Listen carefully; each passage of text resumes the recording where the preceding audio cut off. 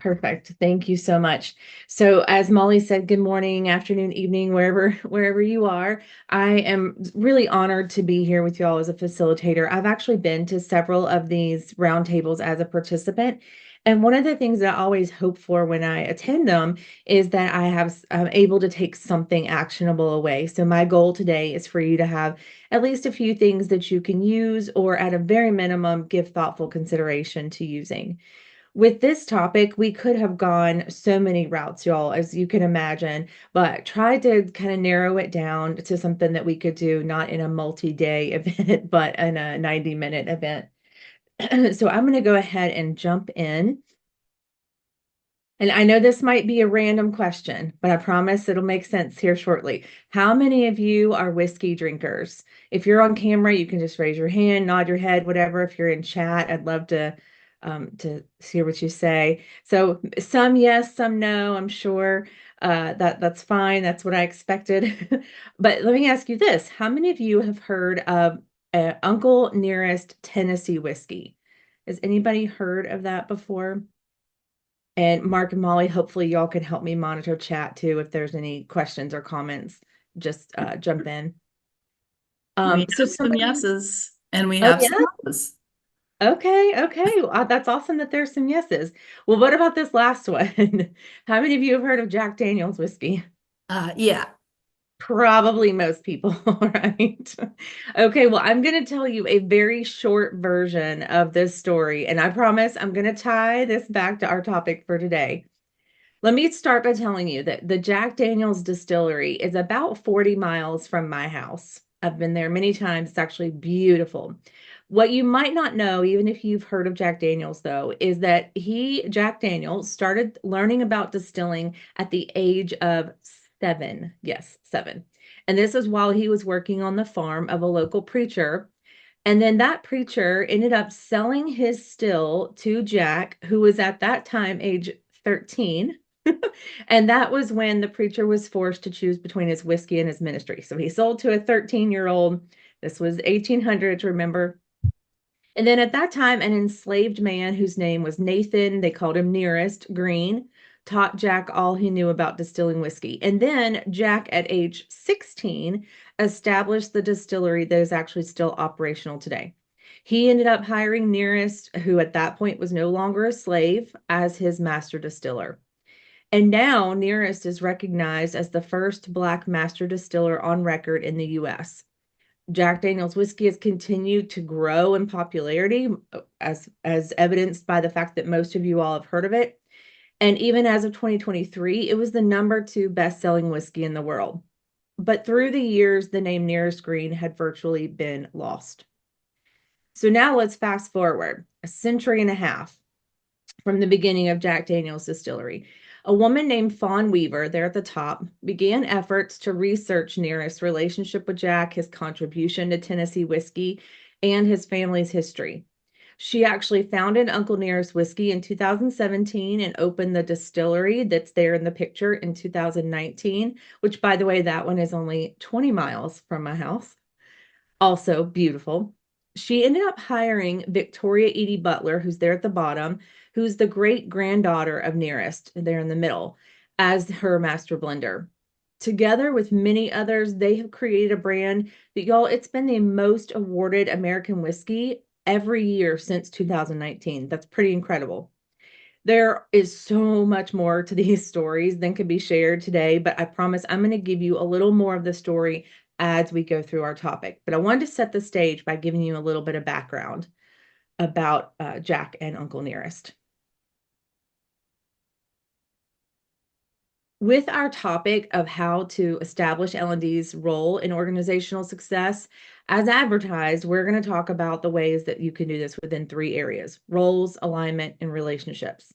I mentioned at the beginning that when you talk about L&D's role, you could go so many different routes, but this is kind of a concise 3 that I feel are really important and gets to something that I'm really passionate about that we'll talk about later too.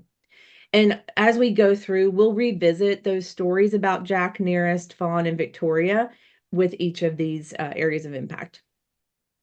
These 3 particular terms, roles, alignment, and relationships, Pretty common, might be stuff that you're like, oh, well, I've heard this before, but I'm hoping that as we discuss these and give you some takeaway questions, it's going to spark some new ideas that you can take back to your team and organization. What's going to happen is we're going to spend a little bit of time on the first two, and then we're going to spend a little bit more time going a little bit deeper into the third one, and hopefully maybe even introducing you to a new concept. And then because of our timeline, this is not an all-day session. We're going to only have one breakout session, and that'll be during the third area of impact. But with any questions or comments you have, please throughout, put them into chat. Molly and Mark are monitoring that. Or if you're able to come off mute and ask, I'm absolutely open to that. All right, let's start with a poll question. Mark's going to get that up for us. And the poll question is going to be, which of these have you said or thought in your role with your current organization? If you prefer to answer this based on a past role, that's fine too. But which of these have you thought? I wish I could have more input with senior leadership. I wish my team's expertise were valued more in the organization. I wish my team or I could make a bigger impact, or all of the above.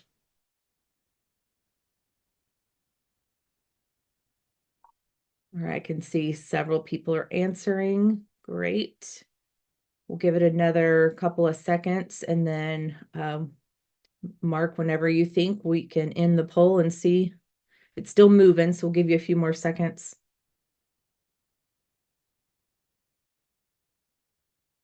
I think that's good. I'll end the poll and share the results with the group. Awesome, thank you. Now you're seeing the results. Awesome. So no surprise that the highest percentage is all of the above. I know I've been there and expected that probably would be our results today. It looks like the more input with senior leadership and more valued are kind of neck and neck, and then just right behind that is the bigger impact. So that's what I expected. And I'm hoping that some of you have some ideas already for how you could improve that. But if not, no worries, because that's what we're going to talk about. So I'm going to go ahead, Mark. Do I need to hit oh, you stopped sharing. Okay, Oh, got I it. stopped, and people can Thank you. close the window if they still see it. Yep. Thank you so much. So you all, I knew that it probably would be in all of the above. And so with that, unless you work for a unicorn company, then you are likely someone who would appreciate rubbing a lamp and having your wishes granted, right? We all would love to make it that easy. Well, the exciting news is that studies are continuing to show that there's a desire for learning from employees. So that's one huge hurdle. And that the positive impact of learning on organizations is very evident. And in fact, in a 2023 Forbes study, they found that a strong learning culture actually allows companies to enjoy employee engagement and retention rates that are around 30 to 50% higher than those without a strong learning culture. So just that one statistic could validate our success and value. Do you think? I know not all of you are on camera, but I'm hoping you can give thumbs up or put into chat your thought. But when I read that, I thought, oh my gosh, well, mic drop. There we go. If we can have a strong learning culture, engagement and retention are two huge aspects. It does at least show the need for our expertise and input and the ability for us to make a bigger impact for our organizations. So now let's jump into our first area of impact where we can actually start talking about what we can do. And that is roles. So if you would in the chat, please put what are some of the roles that you all have on your teams? What are some of the roles that are on your teams? If you can come off mute and share, you can put into chat, either way.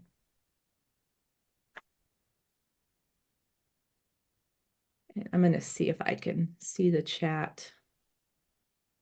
Oh, here we go. Okay, Melissa says a learning and development manager. That's it. So does that mean you're a one-person training department? Yes, that's correct. My organization has never done learning, as they call it. So they brought me in to do all of the things It's honestly more of a director or CLO level job, but it's all bundled in under L&D manager right now. Okay. I've been in your shoes, so I feel your pain. Okay, a couple of team of ones. QA, a PM, a developer, and an ID, tech lead, instructional designers and facilitator. Oh, a meeting event planner. That must be a big team. Very cool. Project manager, LMS admin. Somebody that looks like they're maybe on the specifically the sales team, sales training. Okay, thank you. And y'all can continue to put them in there. I love that. The reason I wanted to ask that is because I often hear people talk solely about roles in terms of titles, and that certainly is part of it, and that's a way that's easy to talk about it. But also, if we think about it, take a step back and think about the bigger picture. So here are some questions to ask. Number one, there it goes. Number one, what skills do we need on our team to meet our goals? So thinking about what your team does, what your team's goals are, what what skills do you need? So facilitation, often the case, instructional design, e-learning development. If you're a geographically dispersed team, you may do a lot of virtual, and so you may need people who are good with virtual facilitation, which is not always the same people that are great with in-person. Technology producer. And then if you have a larger team that's really good, an organization that's really good about data, you may need a data analyst. I saw several other competitive intelligence experts and things I've never even heard of, which that's cool. I'd love to know more about that. But the piece here that I wanted to really get to is that when you genuinely like the people on your team, it makes it very hard to truly assess if you have what you need on your team. But if you can pull those individuals out and think strictly about the skills you're needing, then it can help you be more objective. So, oh, Joe's on our team. He's a really good guy. I really like working with him, but does he have the skills that are needed? So that's thinking about what does your team need, agnostic of the people that are on there is step one. Then step two is, or question two is, do we have those skills within our current team? So do we have the right people on our team?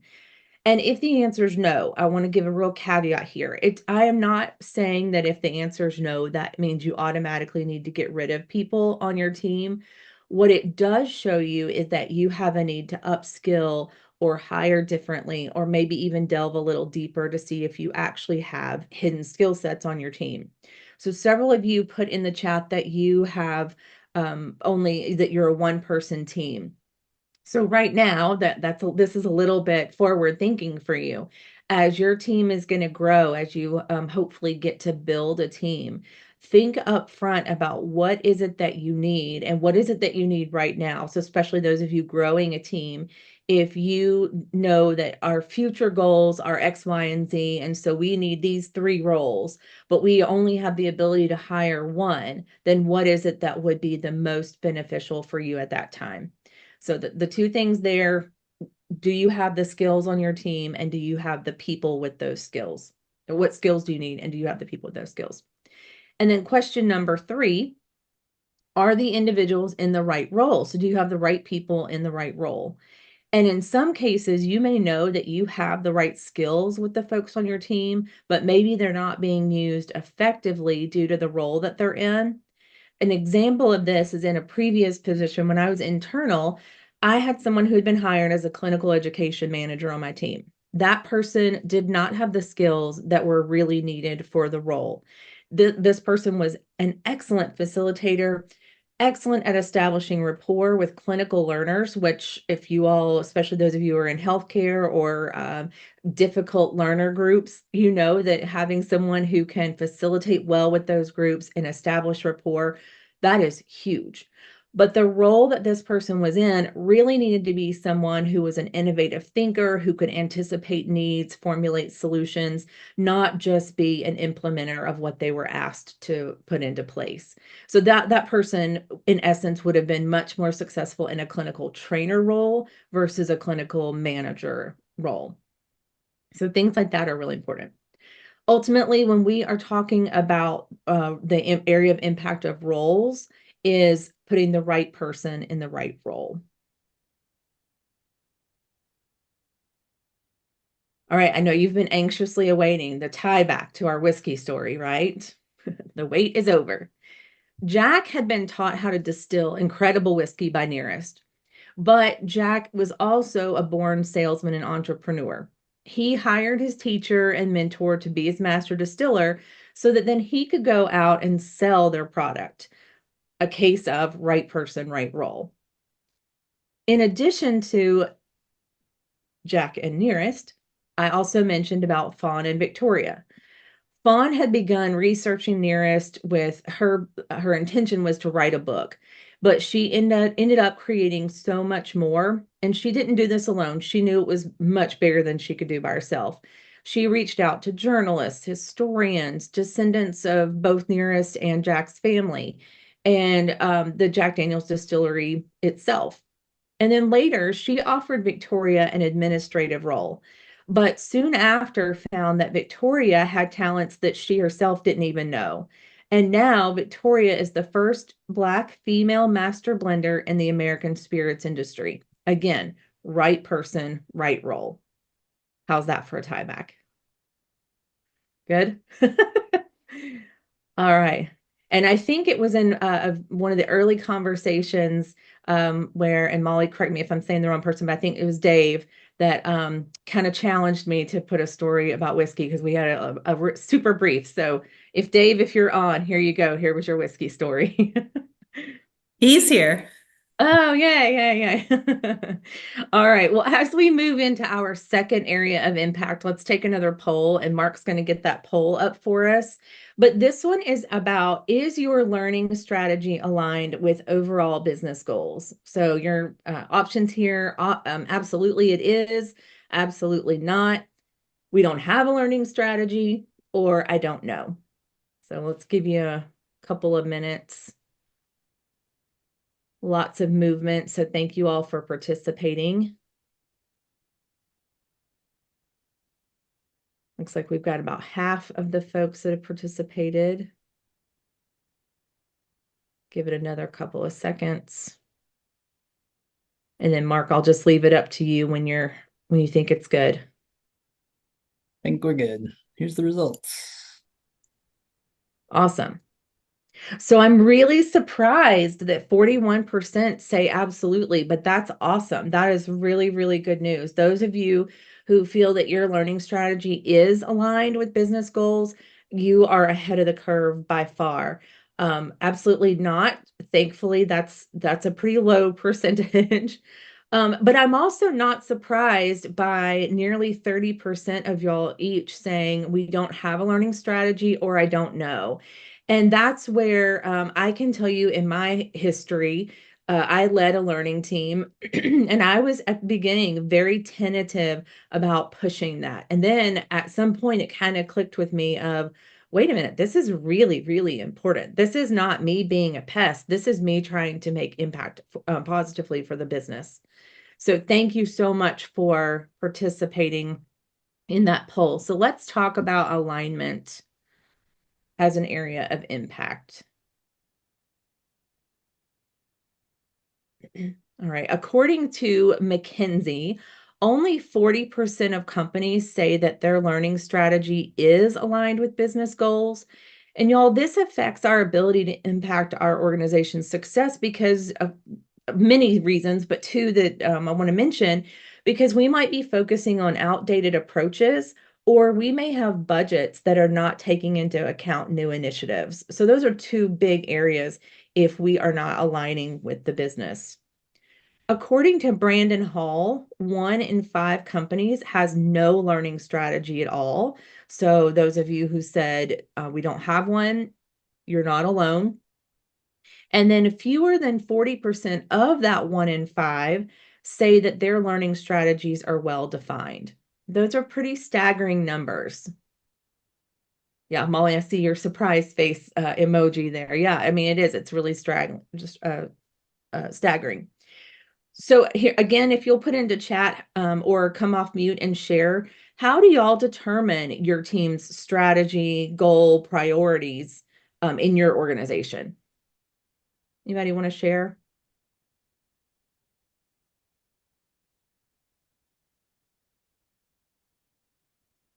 Silence. Those of you who it's been a challenge, Melissa says, yes, for a lot of people. Those of you who were in the majority there that said that you are aligned, I would love to hear how do you determine your strategy? Angie says cascaded down from enterprise goals to divisional goals to team goals to individual goals. You work for one of those unicorn organizations. That just does not happen that well in very many organizations. So that's awesome that you do. Maybe you should lead a session on how to do that.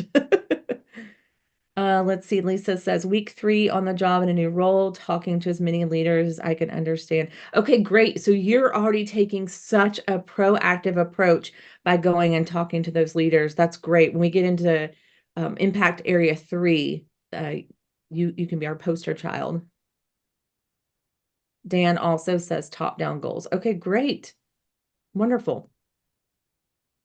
Well, I will tell you that if I had the answer on how to get organizations to cascade organizational goals clearly and timely, y'all, I could retire and live off those dividends for the rest of my life, I think. However, no, it's not all downer here. There are some questions that you can ask your department head or other senior leadership to get a better sense of how to align with the business needs to get that greater impact. So let's look at, there we go. For leadership, there are two, and y'all, it may seem really simple, but that's kind of the key here. Is one of the beginning pieces is to literally just ask, what is our organizational strategy? If it is not being disseminated by leadership without asking, then asking them, because most likely most organizations are going to have some sort of strategy in place amongst their executive leadership. If you have a board of directors, certainly, but just simply asking. If there's not a formal written strategy, you could then kind of go to the next level of just what is our organizational goals and priorities. So those are two seemingly very basic, but sometimes those basic questions get you really, really good answers. Then for our internal L&D teams, have we clearly defined our learning strategy? Does the strategy align with the business objectives? So this kind of goes back to asking the leadership about those strategies or goals. And here's what I would say to that is at a minimum, you can look at your company's mission and vision statement. So if the organization does not have established or shared formal strategic plans, they probably do have some goals, kind of set goals and plans. But even if you can't get those for whatever reason, at least look at your mission and vision and see if the strategy that you are putting together for your team aligns with what the company as a whole is trying to do from their mission standpoint. Question 3 is, does it include input from key stakeholders and learners? And here, I want to talk about how when you work with business leaders and stakeholders, you may be able to further determine what the desired performance outcomes are, which is going to influence your strategy. And that's exactly what, let's see, Lisa said about talking to leaders. So just going into those individual departments and leaders, talking with them can help you identify some of the areas of need. And then having input from learners. This is going to actually give you an additional ability to have increased success through understanding of what, why now, and how. Over the past, I'm not sure how many years, we've heard a lot about the why, right? Telling people the why, which is very important. But we've almost had a little bit of a pendulum shift to where we tell people the why and really hone in on that. And then people are like, well, wait a minute, what is the what? What are we doing? So don't forget the what in the communication of the why. Another one that people often forget about is the why now. So we can say, this is what we're going to do. This is why we're going to do it. But why are we going to do it now? This is hugely important, especially in organizations where you have a lot of competing priorities or a lot of varied activities happening that people, your learners, your end users, your workforce may say, well, God, I mean, I get it, but why are we doing it now? There's all this other stuff happening. And one of the things by addressing that is that you let your workforce know, or your leadership lets your team know that they acknowledge the concern and they have determined that this is still the right time because of this reason. And then the how, that's one other thing that we often are forgetting more recent times, is the process. Adult learners like to know what's next. They like to, that's why we have things like agendas, right? We want to know what are the steps. So when we are telling people that we're going to implement XYZ training, giving them the how, the steps of what's that's going to look like is important. And then the fourth question that we can ask ourselves is, do we have a framework for measuring success? So proper measurement can demonstrate learning's real value. We've heard that many, many times. It can help us identify successful or not successful programs and give us a solid foundation to build on. So we know this works, let's continue down this path, or maybe we need to regroup. Nearly 2/3, it was like 63%, I think, of companies that have such a framework say that their learning strategy is either effective or highly effective in helping achieve the business goals, while only in like 16% of companies without that measurement framework said that. So ultimately, when we're talking about alignment, we want to tie what we do with organizational needs and wants. Hey, Kiffin, Michelle has a cool comment. Interesting Oh, yeah, comment yeah. in the chat. Let's see. I really appreciate number 3. We have goals and strategy as part of a cascade, but in all tweaking, I think sometimes we forget the ground goals, various types of learners. Yeah, Michelle, do you want to come off mute and expound on that a little? Sure. I think the idea is that I do feel that we have a really robust learning strategy. In fact, it's so robust, sometimes it's hard to manage.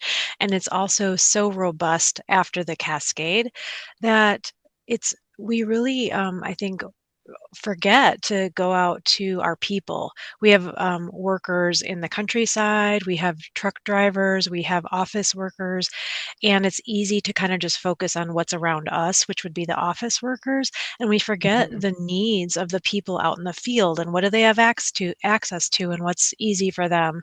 And so I just feel like sometimes that can be easily overlooked if we're not really focusing on maintaining keeping them at the forefront.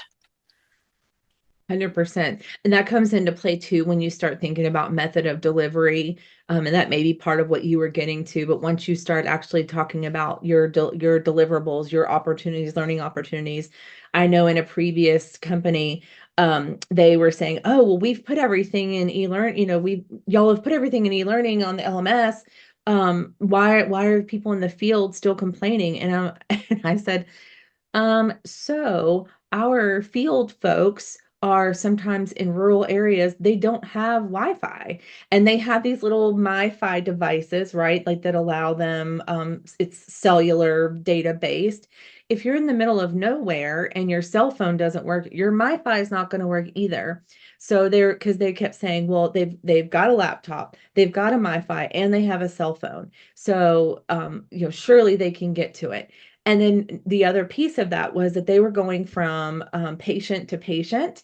And so they didn't have time in between to do any learning. So everything was done for not just office staff, but for the field staff that had a different type of schedule. So that was a constant battle that we were fighting. So I feel you on that, Michelle.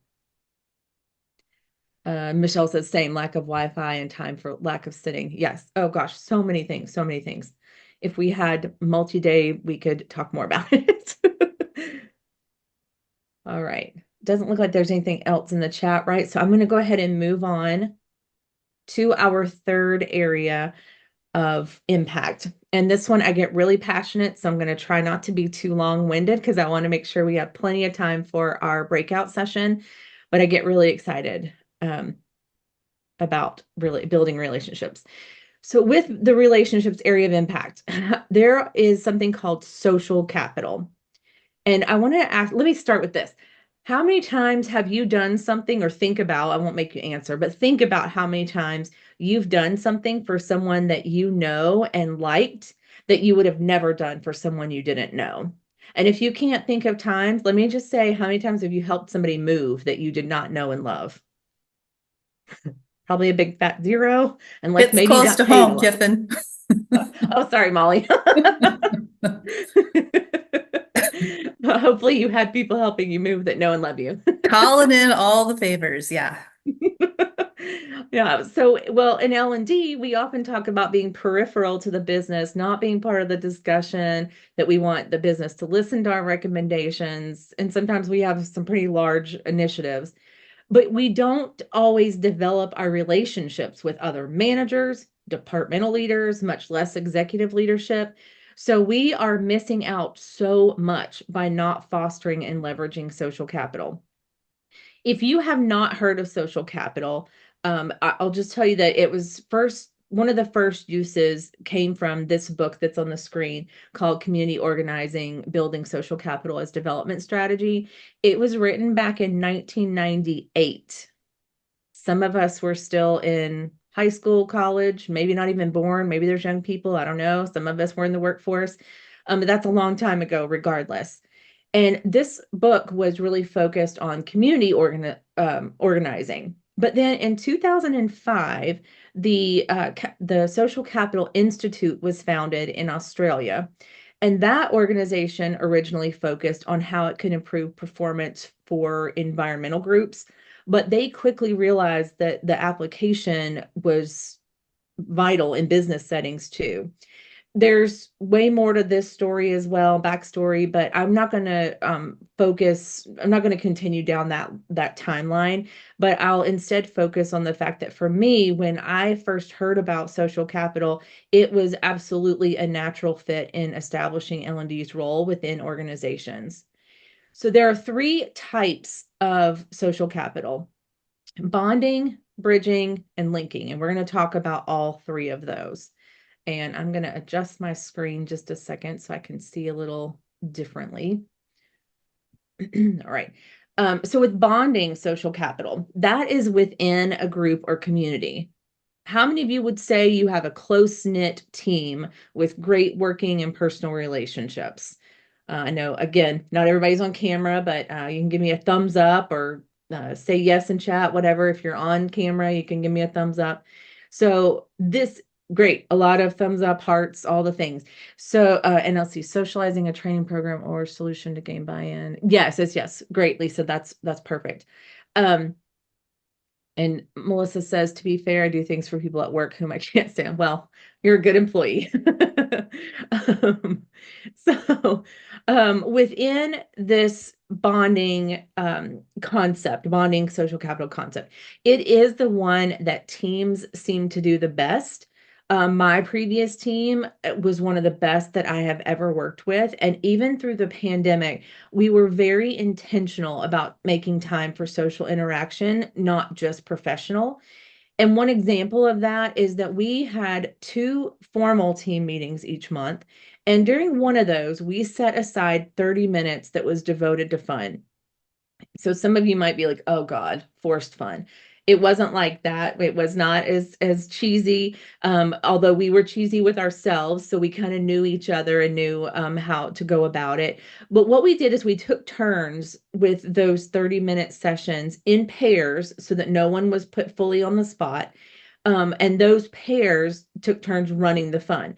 So the fun for that particular month was different based on whoever the pair was that was doing it. So we had one guy on our the lone male on our team, God bless him. He owned a DJ business on the side, and he actually hosted a camera off DJ dance party. So no one had to be, feeling self-conscious dancing on camera, although eventually I'll tell you that we all got back on camera acting like fools. But it was really fun because it just let us let loose. He got to do his thing of spinning some tunes for us, and we really, really had a good time. Whereas one of the times that I led it, I've been to a lot of bridal and baby showers, y'all, a lot. I'm from the South, and let me tell you, they're a whole nother beast down here. And so I did one of those games where it was sort of a like go and find like the first person to bring back a spatula on camera, you get a point, that kind of thing. And people were laughing. I mean, we had the best time just being social and having fun with each other. But having the things like the off-camera DJ dance party allowed people to have some interaction and some fun without continuing that video chat feed fatigue. And so we really wanted to give people, meet them where they were. You can be on camera, but you don't have to be, that kind of thing. Although with L&D folks, we tend to be a little more extroverted, so we didn't have much problem on our team with that. I also wanted to mention, the other thing I wanted to mention is that we did some things like we had water cooler time. What we did is encouraged people to take walking breaks. So, okay, I'm going to go walk around my neighborhood. Hey, do you want to get on a call and let's talk about something non-work related? That kind of thing. So it gave both people a break. So there were several things like that we did as well. Then it's no surprise that one of the values of strong bonding is that you are able to make faster, better products. And I don't mean just physical products, but whatever it is, our team was working on e-learning or curriculum or job aids or whatever it might be. We were able, because we had a bonded relationship, we were able to talk through things faster and delegate better and collaborate better to get those work products done. With bridging social capital, this is between social groups. So in a workplace setting, this is more about how you and your team has built social capital with other teams or divisions. A little piece of humor here for you. Do you know what the top two teams you should always make friends with? HR? HR, Molly says. Michelle says IT. Angie says IT. Man, y'all are right on it. The two that I've I always was been gonna told, say make friends with finance. IT and finance. Yeah. Make friends with IT, equipment, and technology, and the money. For sure. Very good point. Yes, yes. The truth, though, is that we as L&D often serve all the teams within our organizations. So we need to be intentional about building those relationships beyond what just being known as those training people. And one of the ways that my previous team that I had been talking about did this was by inviting leaders of other teams as guest speakers at one of those monthly team meetings. And it was 25 minutes. It was, we made sure that they knew that it was an informal invite, no slides. Please don't bring us any slides. We just wanted to know about them and their, as a person, their role, their team. We did have a couple of starter questions, but we really let the conversation be pretty organic. And we also made sure to introduce everyone on our team by their name, how long they've been at the company, and what their value was on on the team, not just their title. So their title might have been, we had somebody who was a senior e-learning developer, but really, honestly, her role was in keeping all of our projects straight. She kind of served as an informal project manager for us. So she shared about her value on the team. And then the final piece of that time was reminding that leader that we were there to be a trusted partner. And we asked how we could partner with their team to help them meet their goals. So really put it back to, what do you need from us? We're here to partner with you. And it was absolutely incredible, the doors that it opened up. I mean, we were able to get leaders on board easier with some of the training initiatives that we put out. We were able to get input from some of those teams. Those leaders connected us with someone on their team that could be a really good resource, those types of things. And that's really in line with the value of strong bridging social capital, which is it's easier to scale and adoption of learning opportunities. So hugely important. And then the third one is linking. And linking is reaching across social boundaries to develop connections.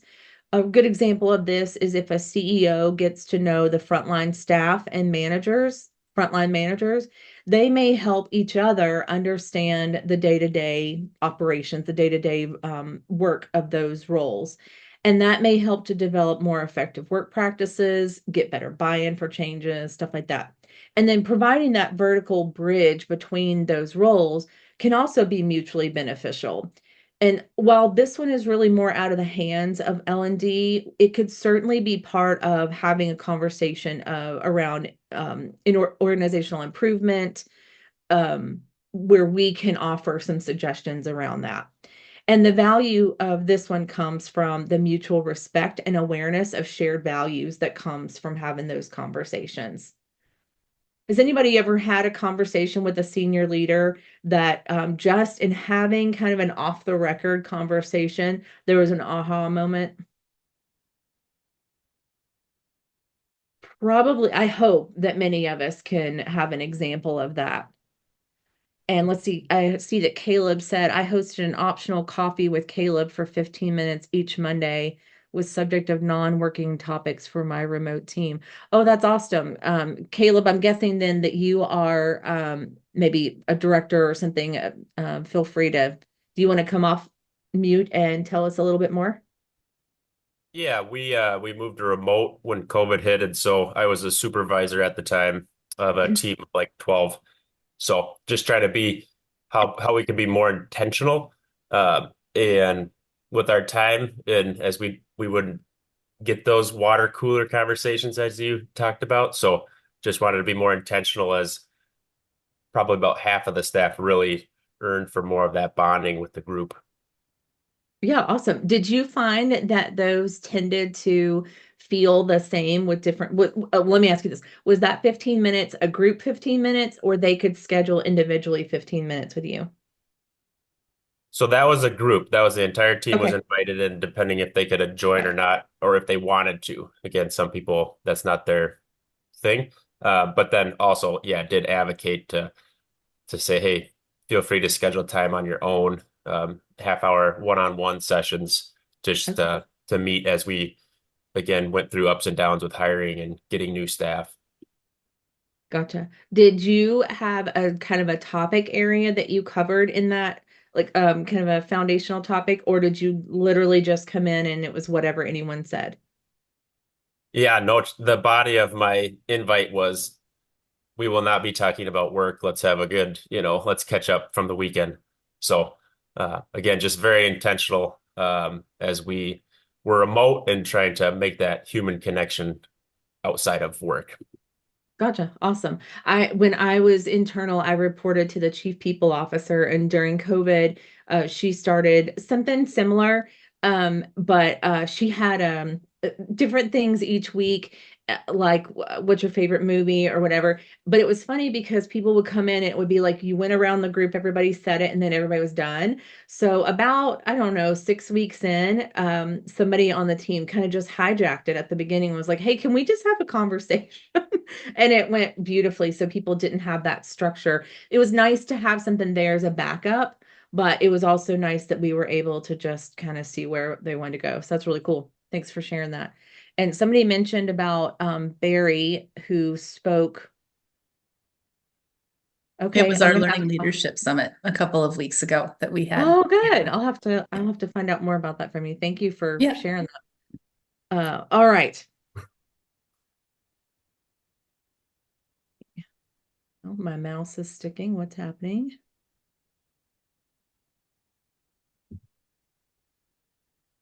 Are I'll y'all seeing just any? fill in, Kiffin, for a second while you're Sure. figuring things out. Mark or Michael, I remember somebody talking, and I've never gone there, but do we have a water cooler, quote unquote, team on our instance of Teams at Fredrickson?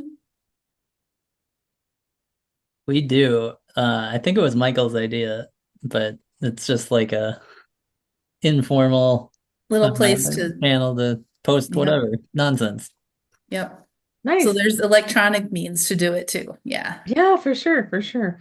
We tended to have Meme Monday where the memes were just out of control sometimes. Michael Awesome. says you betcha. So he's fully in Minnesota mode. Oh, that's funny. Awesome. Well, think about how social capital can position you well, because here's the thing. You want to be able to leverage you and your team's skills, experience, and knowledge. And relationships as an area of impact is all about building social capital.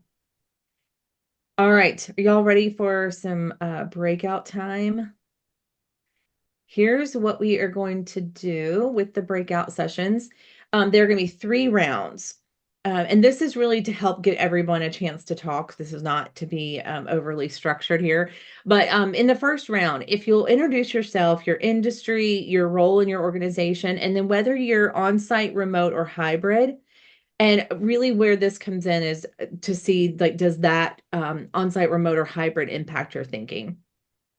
And then number 2, this round 2 is what is the one thing that your team does or has done to either strengthen bonding or bridging social capital? I know a couple of y'all put in the chat, but feel free to share. And so if you'll go around and share each person. And then the third round does not matter about the order or anything. And this is brainstorm ideas of how your team or organization could strengthen your social capital, keeping in mind that bonding is not just limited to an individual team, even though that's where we think of it a lot. It could also be additional groups that you all have that that are groups of shared interests or experiences. And then decide as a group what your top 3 are. So no particular order. And then when we come back, I'd like each group to share their top 3 ideas. All right, so that's going to be our breakout room. And then Mark and Molly, do we have time to allow 21 minutes? I think we do. Yes, math. That'd be fine. Okay, perfect. So we're going to have 21 minutes. I really wanted to give us a good amount of time because I know a lot of times they're like 10 minutes and it's never long enough. 21 minutes probably still won't be long enough, but it should give you a good amount of time to chat amongst your breakout group. So Mark's going to get us moved into breakouts. All right, take a screenshot or download the PDF if you want a reminder of the questions. We'll see you back here soon. All right. You were right, Kiffin. It's just never quite enough time. I know, I'm telling you, it doesn't even matter how long we gave, but 21 minutes was good. And y'all, we were laughing because they were laughing that I wanted such a specific number, but I figured we talked about whiskey in the beginning, so 21 to drink, and then also Molly was like, and it's the 21st. I'm like, it's meant to be 21. It is. Tied so nicely together. I know, love it when a plan comes together. Isn't that from a show or something? Yeah. What though? Can't I remember. believe that would be from the A Team back in the Yes! 1980s. Not to date myself, but Yep. Hannibal Smith. I love it when a plan comes together as he sucks Yes, on his yes, cigar. My grandmother loved that show. All right, awesome. Okay, so it looks like we've got everybody back, I think. And the ask was that when we came back, for you all to each group to identify their top 3. So hopefully you talked about who was going to speak for your breakout group. If not, make a decision fast. But who wants to go first and tell us some of the ideas that y'all came up with?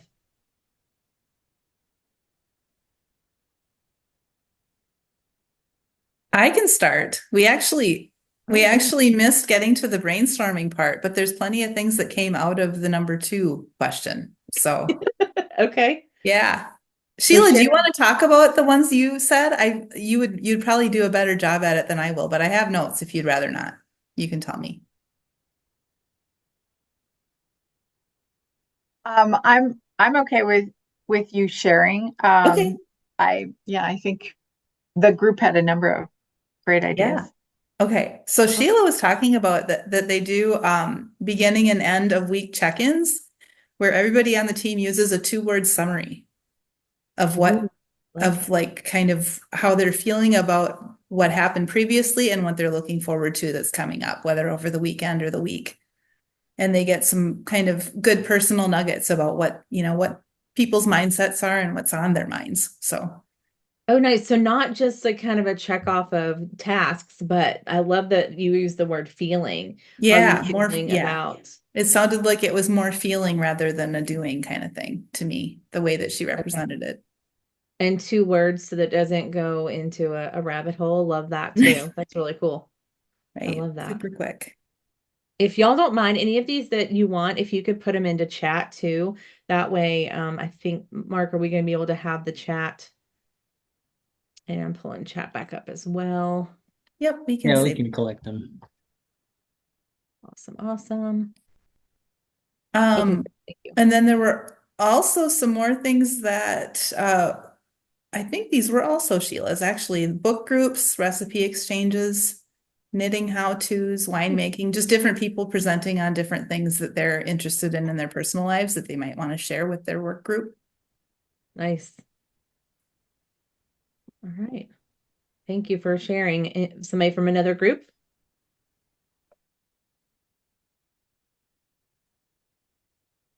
I can speak for our group. Okay, great.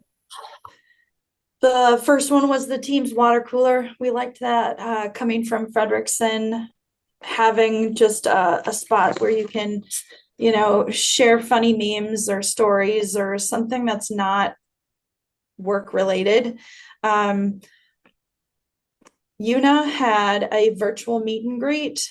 It's kind of neat. It's like speed dating, but they didn't want to call it speed dating because that's, weird. Right. Virtual meet and greet where every 10 minutes you have teams, put the random breakout rooms people together and you have a guided questions for each of the 10 minutes. And it sounded really nice and plenty of options for conversation. And then one of the things that came from our neck of the woods was we have a puzzle table. We actually found that more people have puzzle tables near their offices in our headquarters here, but we have a puzzle table kind of outside of my office, which is dangerous.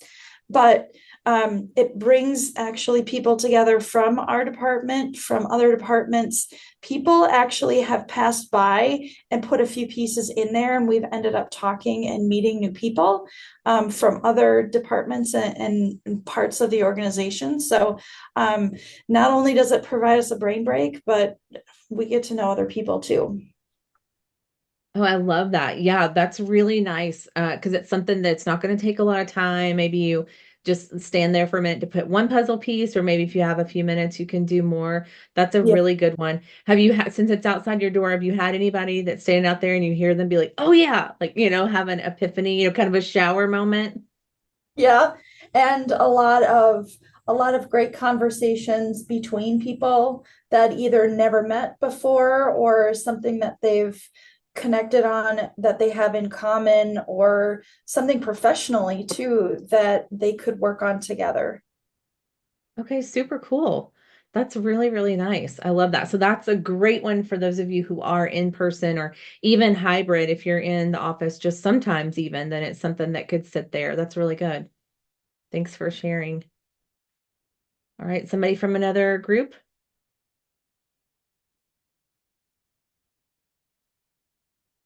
I shared with my team that while I was at 3M,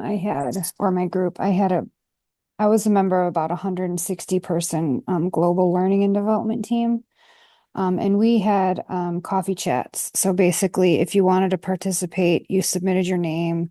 We put everybody into a random pairing generator, just something we found on Google, and we would send out your pairing, and then it was up to those people to set it up, but basically like 15 to 30 minutes once a month to connect with somebody. Sometimes it was totally random and you ended up with a teammate. Sometimes it was somebody you didn't normally work with. But you would spend that time just chatting. And it was nice because, like I said, it was a global team. So there were people that I knew nothing about that I would have never engaged with. And we found, and I mentioned this, that in general, I found learning and development people to be curious by nature. So we had a pretty high percentage of people who wanted to participate. And we never really had to hound anybody. Hey, did you schedule a meeting? We found everybody, once they got the pairing, they kind of went with it. I believe they're still doing it. Unfortunately, our L&D team took a little bit of hit in the last few years. So it is not 160 people anymore, but it was a really nice way to make the big world a little bit smaller. Yeah, that's really cool. Really nice. These are really good. So I hope you all are putting them into the chat too, so that we have them for those who are not able to take notes right now. That's a really good one. That also makes me think of, I'm a part of a local networking group that one of the things people love is at the end of the monthly meetings, again, in person, but there's probably ways you could think about doing this differently. Is that when you go to leave, there's someone standing with a basket where everyone had put their business cards in at the beginning. Honestly, they put them in there to try to win a door prize. But at the end, when you leave, you stop, and if you want to, you draw a card, and that's your person to contact that week. And some people do it from yeah, let's have coffee, whatever. Some people, if they don't have the time to do that right now, they just send a positive note to that person, things like that. So it's a really, really nice way to just have some connection amongst folks who are a part of that group. So good. All right. Do we have anybody else? Give one last chance of somebody to share. Kiffin, I'll share one. Sure. Back in my days as a cath lab manager and special procedures manager, I had, as a new nurse manager, went into a lab where there were lab techs and doctors who all hated each other. They were spiteful, there had been big turnover. And so my number one challenge was to come in and truly get that social capital going. And one of the things that one of our neurointerventionists would say, brilliant man, sounded like he fell off the back of a snap bean truck, and he would say, I'm on it like a rat on a Cheeto. Beck, you just tell me what you want. So we came up with what we called in both labs our rat on a Cheeto board. And we went to Walmart and found rubber rats, and then we took those peanut things, styrofoam peanuts packing, and we painted them orange. And we created a board with everybody's name on it, and it was built in 31 days per month. And we called it a rat on a Cheeto board. And we put boxes around both labs, multiple places, so that when you caught one of your coworkers going above and beyond and doing something really kind, doing something that was thoughtful, that they didn't have to do, that just stood out to you like, that's a cool thing, you would turn them in. And then we would check that box every day, and we would stick the Cheetos on the board for that person, and whoever got in each lab the most Cheetos in a month, we celebrated as a team. And we gave them a little gift certificate, but we also came together and we had like coffee and donuts or something and celebrated our rat on a Cheeto. Oh, that's funny. It was one of the most successful things I ever did, because I saw people who hated each other suddenly, after about 2 months of this, going, girl, let me step in for you. You've been standing up under that lid for 2 hours. I'm on a break. You just come on out. I'll come in for you. That's it awesome. accomplished what we wanted it to do. Amazing, the outcomes you can have. Thank you for sharing. I know we are rapidly running out of time, so let me just run through a couple of other ideas. When it comes to bonding, you outside of your team, you can create those affinity groups, have those social activities amongst different folks. You can have cross-functional teams, lunch and learns, where different departments kind of lead it and share about something from their world. Those projects where there's some team partnerships to build your bridging. And then, although we talked about that L&D doesn't have a lot of control over the linking social capital, that having mentoring programs or maybe some community partnership programs are some ideas there. And then I wanted to make sure to be able to wrap it up for you about our whiskey story. So let me go back and finish up this, and then we'll wrap it up. But we want to relate it back to the relationship. So Jack and Nearest, as I told you, had a strong friendship based on mutual respect. They had a strong bond with each other that continued even into the next generation that you can see here. That's George, that's Nearest's son. And then when it comes to bridging, Fawn is another incredible example. She actually reached out to a lot of other people I mentioned, but as you can imagine, the current owners of Jack Daniels at that time were concerned that she would find something negative and fear that she was going to write a book that was disparaging and would hurt their brand. But she reached out to the historian, and that person visited her research. It linked her with the CEO, and those two began to form a relationship where she shared her research and passion about this story was a positive one that needed to be told. And this picture is actually with her and the most recently former master distiller of Jack Daniels. And now his nearest story is being told as part of Jack Daniels' distillery story, not just the newly established Uncle Nearest distillery. So I hope you've enjoyed learning a little bit about Tennessee whiskey as you've learned about the three areas of impact for your L&D team and your organization's success. I really appreciate it. And thank you for joining today. Thanks to Molly and Fredrickson Learning for inviting me to facilitate. Thanks to Mark for preparing or partnering with me to ensure polling and breakout sessions ran smoothly. And here's my contact information. I did at the last minute add my Facebook business page. So that's there at the bottom if you want to check that out as well. QR code is to my website. Thank you, thank you, thank you. Molly, I'm going to turn it back to you. And sorry that we are out of time. Totally okay. Thank you so much, Kiffin. That was really a pleasure to hear and to collaborate and share all the different things that people are doing to make relationships better, because everything is about relationships in life, really.